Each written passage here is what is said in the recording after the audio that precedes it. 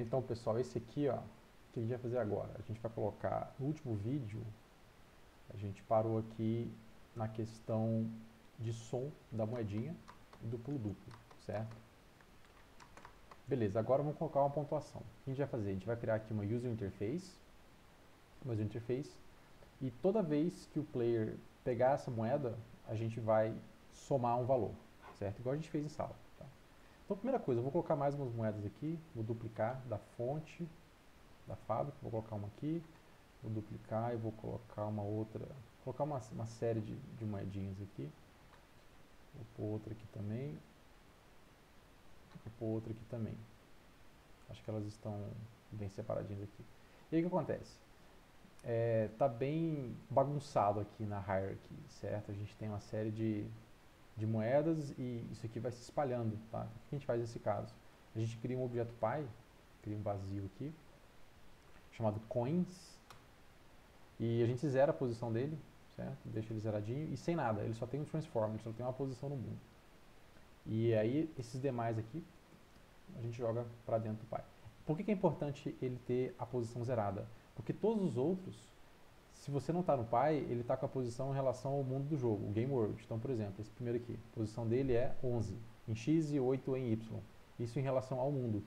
Se você colocar algum offset aqui no Py, esse offset vai ser somado à posição XY das demais moedas.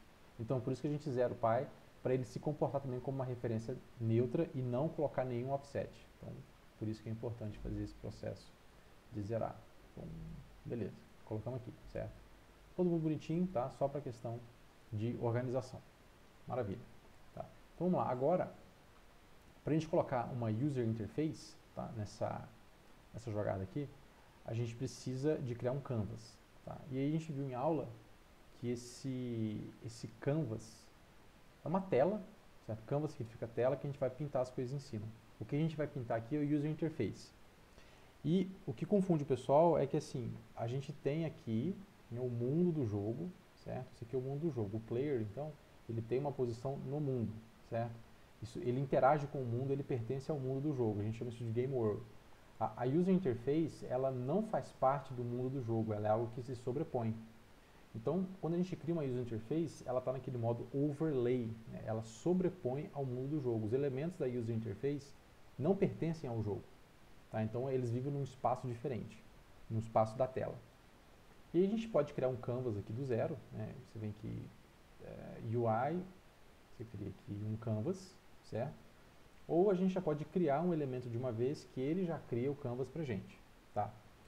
Vamos usar aqui o Text Mesh Pro, que é o sistema novo do Unity de texto. Tá? Se você não está vendo essa opção aqui de Text Mesh Pro aí no seu Unity, você precisa instalar esse pacote. Então a gente faz isso aqui pelo gerenciador de pacotes, igual qualquer outro software, né? Todos eles têm algum Package Manager. Então você vem aqui no Window, Package Manager, e você procura aqui Text Mesh Pro. No meu caso, eu já tenho ele. Então eu já tenho ele, tá? Então por isso que está aparecendo a opção Remove. Tá? Acho que do Unity 2021 para frente já vem com ele.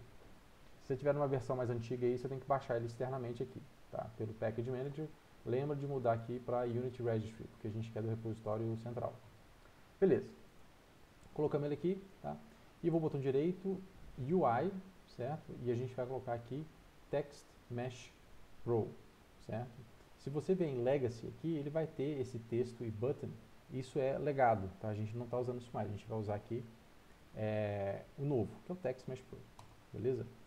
Quando você coloca ele a primeira vez, tá, no seu projeto, ele vai aparecer essa opção aqui, ó, TMP Importer. TMP é Text Mesh Pro, tá, e a gente precisa importar os componentes essenciais. Então, só você dar um import aqui. Todo projeto tem que fazer isso pelo menos uma vez. Tá? Então, ele vai baixar um pacotinho aqui chamado Text Mesh Pro, tá, e vai colocar aqui dentro de assets do seu programa. A gente deixa aqui quietinho e a gente não precisa fazer mais nada. Beleza. Então, estamos no Canvas aqui, certo? O Canvas, ele, diferente dos objetos do mundo, ele não tem o Transform, ele tem o Rect Transform, certo? Porque ele tem largura, altura, âncoras, pivô, diferente de outros elementos do mundo, que tem uma posição no mundo. O Canvas não tem uma posição no mundo, né? Ele tem uma posição na tela.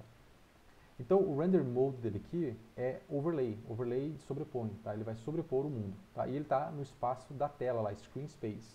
A gente pode colocar no world space também, mas isso mais pra frente a gente faz. Deixa aqui no screen space mesmo, tá? Dentro dele, foi colocado aqui o text, TMP, Text Mesh Pro. E aonde que ele está aqui? A gente não consegue ver, porque ele está completamente gigante, certo? Se a gente der um zoom aqui bizarro, você vai ver que ele vive literalmente num espaço diferente, tá? O canvas é toda essa parte branca aqui, certo? E o mundo do jogo tá aqui pequitinho, tá? E como é que isso tudo funciona junto? Porque quando você vai para game, para a aba de games, o texto apareceu aqui bonitinho, sobreposto, tá? Ele aparece sobreposto, então não importa como que você vai com o seu jogo, como que a câmera anda, não tem problema, tudo é sobreposto. Então a gente vai na cena e a gente posiciona o nosso texto aqui, ó, dentro do canvas. É claro que esse canvas aqui, ele já tem a resolução correta do jogo, tá? Porque nós viemos aqui em game, eu coloquei que eu queria uma resolução Full HD, então por isso que ele funciona adequadamente. Vamos colocar esse texto aqui mais no canto direito aqui, certo? O text, tá aqui no canto direito. Eu vou colocar um texto qualquer aqui, 0000, por exemplo. E a gente pode aqui editar o texto como qualquer editor de texto, né? Você tem que align, você pode deixar o texto para wrapping, overflow. A gente tem todas as questões de cores, tem também a questão de gradiente, certo? O Text Mesh Pro ele tem essas coisas. O text legado ele não tem tanto recurso assim. Então o Text Mesh Pro ele é bem mais poderoso. Vou centralizar ele aqui, centralizei. Apesar de que não, eu vou alinhar aqui à esquerda. Eu vou alinhar o componente à direita e o texto eu vou deixar alinhado à esquerda para ele poder ir ocupando o espaço da esquerda para a direita. Tá? E eu vou mudar aqui, eu vou usar o Rect Tool, tá? Que é essa opção aqui, Rect Tool, porque nos permite a gente fazer aqui, ó, essa esticada aqui. Tá? Eu vou deixar a âncora dele no canto direito, certo? Deixar no canto direito. Caso a gente redimensione esse canvas aqui, como eu ancorei o elemento aqui no direito superior, ele vai se movimentando aqui sem problema. Tá? E eu vou deixar só o 0, que o player começa com 0 pontos. Vou aumentar a fonte aqui um pouquinho, vou colocar 120, acho que 120 ficou bom, né? A gente fez em sala 120. Deixa eu ver como vai ficar aqui no jogo. Aqui 0, 120, tá bom. 120 tá ok, não tá muito grande, 100. Acho que 100 ficou melhor. Beleza, 100 tá ok pra gente começar a brincar. Agora uma outra questão é o seguinte, né? A fonte. Então ele vem com essa fonte aqui padrão, que é o Liberation Sans. É uma fonte meio feia, é uma fonte padrão, certo? A gente pode brincar um pouquinho. Passei lá, tá o link aqui para vocês. Eu passei em sala de aula também o link da fonte.com, que você pode ir lá buscar qualquer fonte. Só lembra de pegar a fonte free, tá? Porque se você postar esse jogo aqui em algum lugar com uma fonte que tem alguma licença diferente, pode dar treta. Então você baixa a sua fonte, eu já baixei a fonte, coloquei ela aqui na pastinha fonte, e a gente tem dois tipos, né, o TTF e o OTF. Eu vou usar aqui o TTF, que é o True Type, beleza? Mas a gente não consegue, nesse campo aqui, fonte, você não consegue simplesmente arrastar a fonte para lá, igual a gente faz no texto legado. Dado que o Text Mesh Pro ele tem um pouco mais de recursos, você precisa transformar isso aqui num asset primeiro, e aí com esse asset que você consegue manipular a fonte. Então vamos lá. Window Text Mesh Pro, Font Asset Creator, certo? Ele precisa de um source aqui, qual que é a fonte source.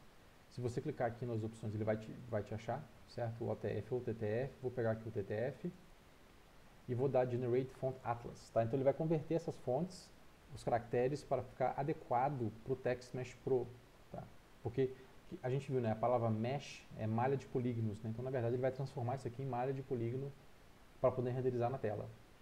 Então beleza, vou salvar, já fez a conversão, vai salvar.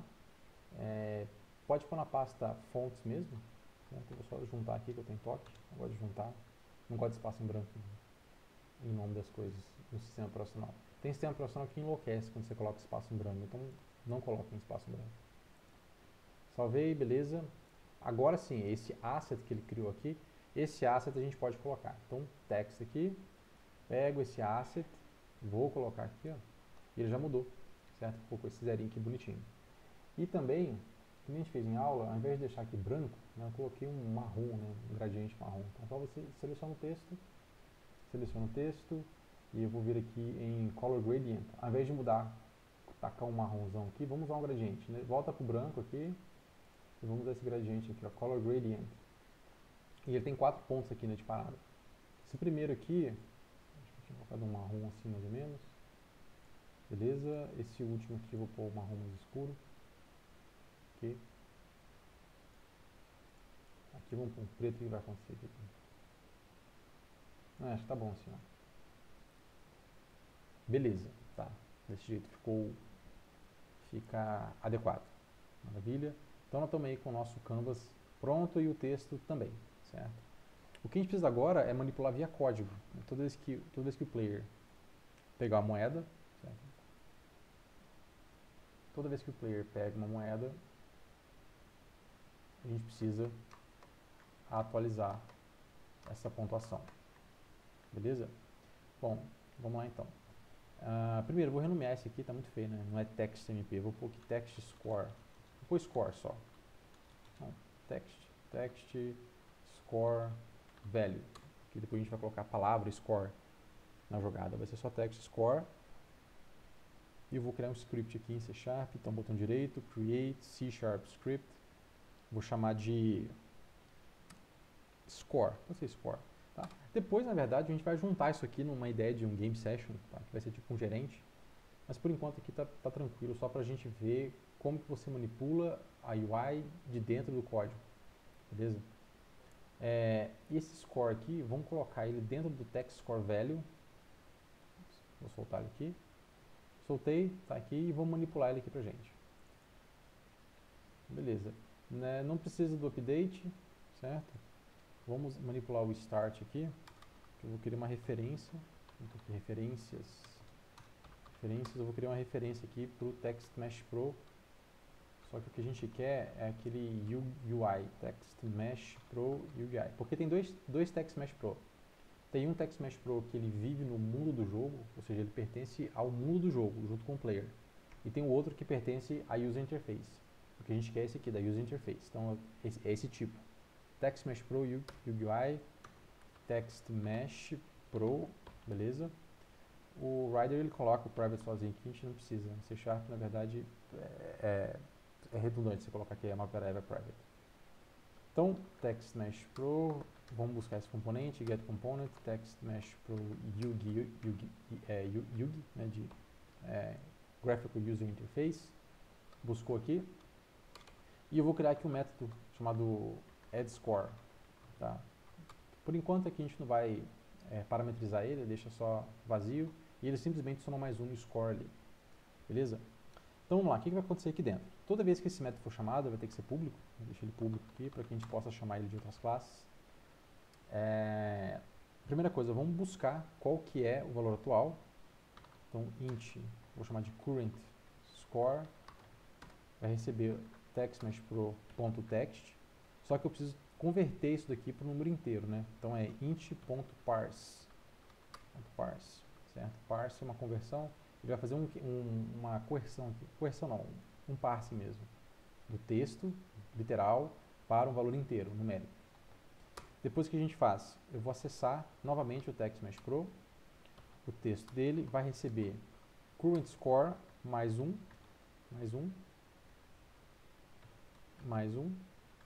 e eu vou passar isso aqui to string, beleza? Processo contrário. Então eu recupero o valor atual, somo mais um, tá? E volto ele para string para poder salvar ele no texto. Beleza, agora é só a gente chamar esse método aqui de qualquer outra classe que precise adicionar o score. O que eu vou fazer aqui? Eu acho que mais conveniente e mais simples para isso aqui agora é a gente acessar o método da moeda, ou pode ser pelo player, certo? Depende aí, a gente pode fazer isso pela moeda ou pelo player. Vou tentar fazer aqui pela coin, certo? Então a gente já tem aqui, né, o trigger que pega a colisão, a gente verifica se é o player e se essa moeda não foi destruída, certo? Se ela não tiver sido destruída, a gente marca que ela foi destruída, toca o áudio e destrói a moeda. E antes disso, tá? Antes da gente destruir a moeda, a gente precisa chamar aquele método lá. Então, vamos pegar uma referência para o score, certo? Score text. E diferente dos outros, que a gente sempre busca um componente interno, aqui não é um componente interno. Esse score aqui, ele vive em outro objeto, na cena. Então, a gente precisa buscar ele através da busca de um objeto, não através de um componente, tá? Porque esse componente não pertence a coin, ele pertence ao score. Então, como é que a gente busca ele? Assim, ó, score text, né? E ele é do tipo score, certo? Então, o IntelliSense aqui ajuda bastante a gente. Find object of type, certo? E como eu sei que só tem um, tá? Eu posso usar com segurança esse método. Se tivesse mais de um, a gente usaria find objects, certo? No plural, devolveria para a gente um vetor, e aí nesse vetor a gente buscaria qual que você quer, tá? Eu sei que é apenas um, tá? Então posso com segurança buscar só o score aqui, certo? Find object of type score, como a questão da tipagem aqui já resolve para a gente, né? Score e score também. Beleza. Agora aqui dentro é só fazer assim, ó, score text ponto add score. A gente consegue acessar esse método aqui porque a visibilidade dele é pública, então beleza. Então pegou a moedinha, eu marco que ela foi destruída e incremento o score. Vamos ver se isso vai funcionar. Deixa o Unity compilar os trem aqui.